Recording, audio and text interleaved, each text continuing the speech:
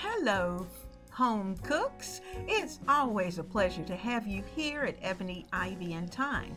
Today, we're going to be creating an unusual autumn dish in our fall food feast. And we're going to prepare what's called an autumn apple chicken, and it's going to be made with brandy. So we have to kick up that title and call it an Autumn Brandied Apple Chicken. Now, it's going to be absolutely delicious. Don't worry about the brandy because we're going to cook off the alcohol and just leave that delicious flavor. So, I'm sure by now your mouth is watering, and we are just going to excite your taste buds today. It's a delightful combination of sweet and savory that will definitely have your family coming back. So, get your apron out and let's get to cooking. We're going to season these chicken thighs with house seasoning, and I'm prepping for about 6 people.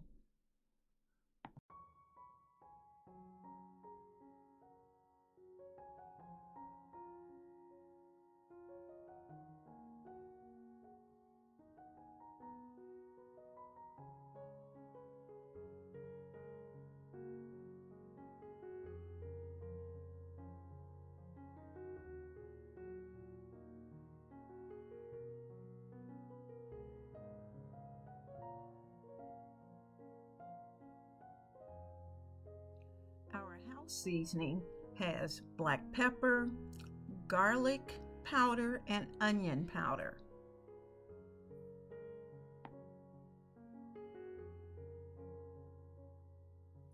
These chicken thighs are going to need some paprika, and we're going to put paprika on both sides as well as we did the house seasoning. And the reason for that is because we want our chicken thighs to taste absolutely delicious either way we bite into them, and we want them to have a beautiful color. You'll notice that I'm using spoons and I'm trying to flip those chicken thighs over because of the fact that I just didn't want to get my hands full of all the chickeny stuff, just in case I needed to touch something else. So that's why I'm being a little bit cautious.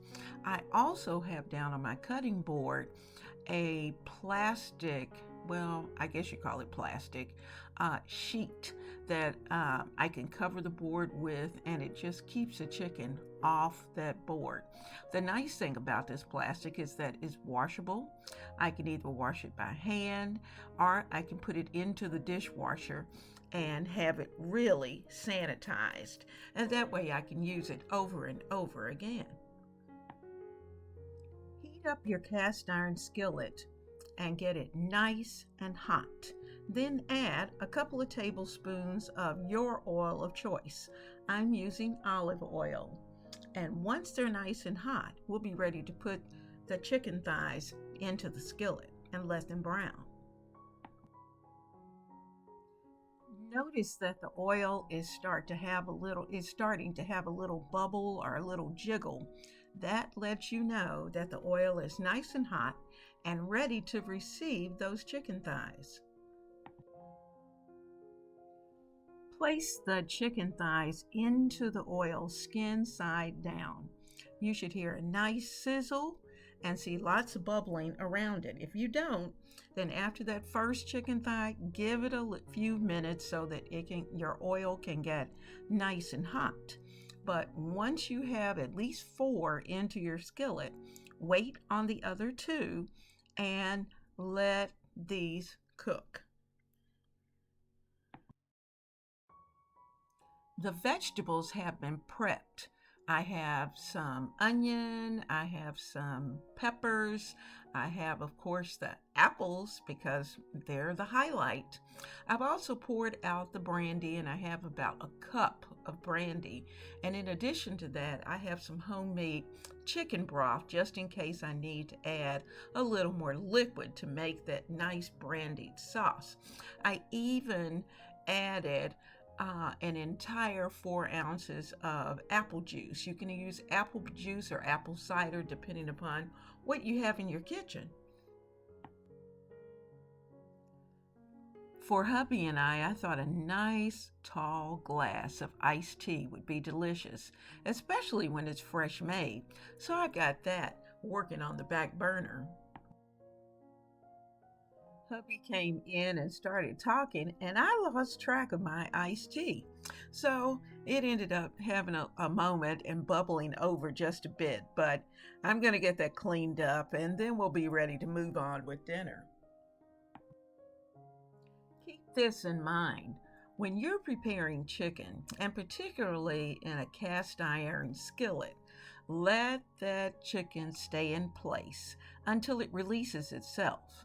And because otherwise, when you start to turn it over, it's going to have a moment and it's going to stick to that skillet. And that's not what we want.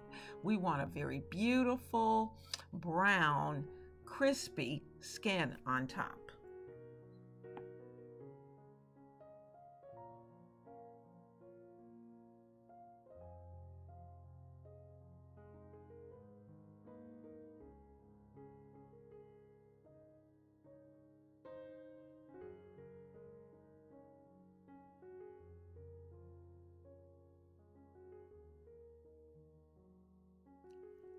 At this point, your chicken thighs are not going to cook completely, but they're going to probably be about 3/4 of the way.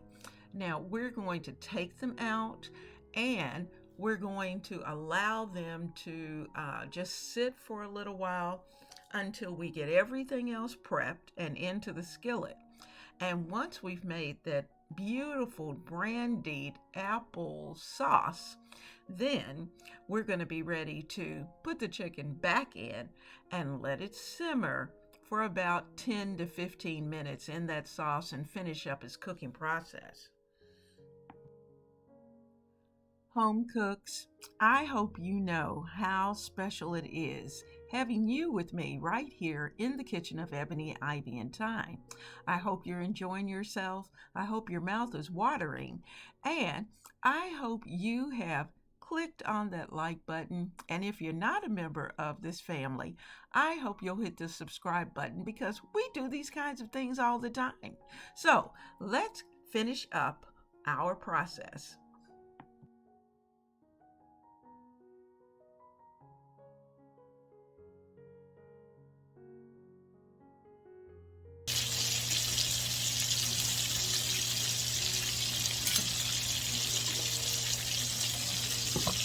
Onions and the green peppers start to get nice and soft. They're going to also give off some liquid, and that liquid is going to pull up the goodness, the frond that is in the bottom of the pan. And so they're going to start to take on that chickeny flavor as they cook.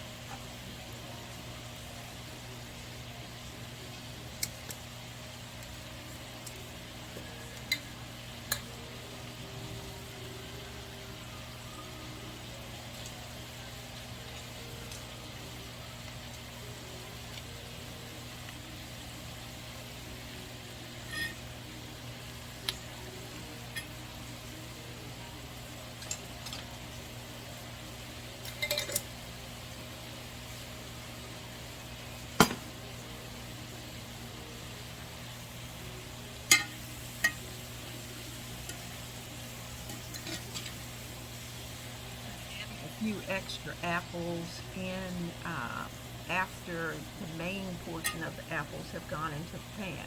And that's so that we have a little variety and texture in this dish.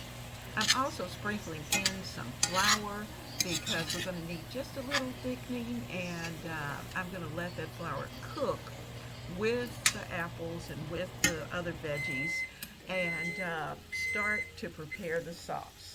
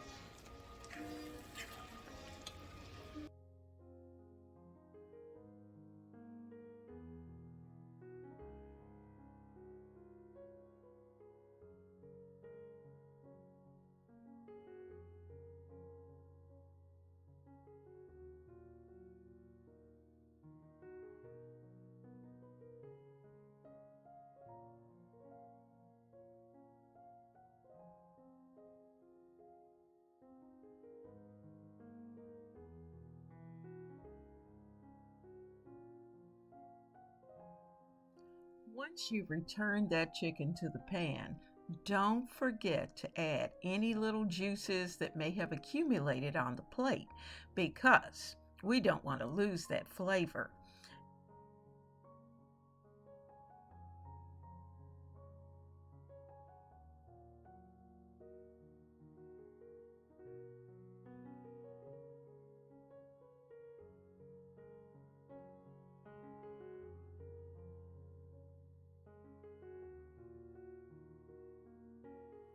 Now, here's a tidbit for you. Let this simmer in the cast iron for at least 10 to 15 minutes because we want to make sure, number one, that the chicken is well done. And if you even want to test it, you can certainly put a thermometer to it and make sure that it's somewhere around 165.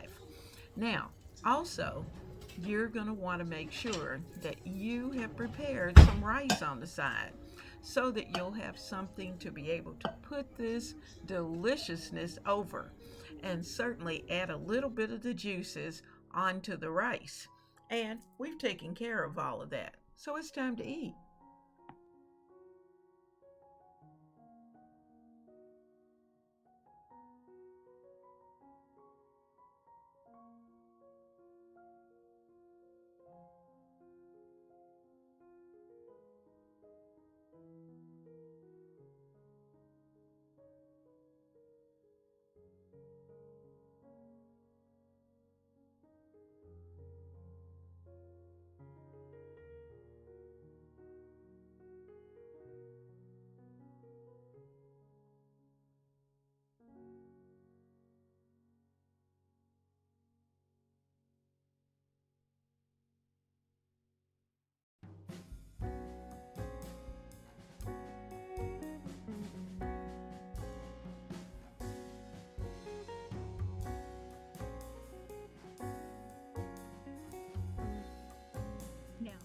I hope you have certainly enjoyed this Autumn Brandied Apple Chicken. It is delicious, and I'm telling you, your family will love it. The combination of that sweet and savory is just perfect, and serving it over rice so that all of those good juices can just get into the rice is amazing. Now, if you enjoyed yourself on this journey today, please be sure to give this video a big thumbs up and hit that subscribe button if you're not a part of the Ebony Ivy and Thyme family, because it's here where we're going to have more delicious recipes, and I'm going to give you some creative cooking ideas. Now, if you decide to try this recipe, let me know in the comments. Tell me how it turned out. And if you have some suggestions for any further videos, then let me know. And even if you want to share some recipes, let me know that too. So I thank you very much for joining me today. And until the next time, let's just keep spreading those wonderful, loving vibes through our family and serving up those good flavors right there in your kitchen. I'll see you soon. Blessings.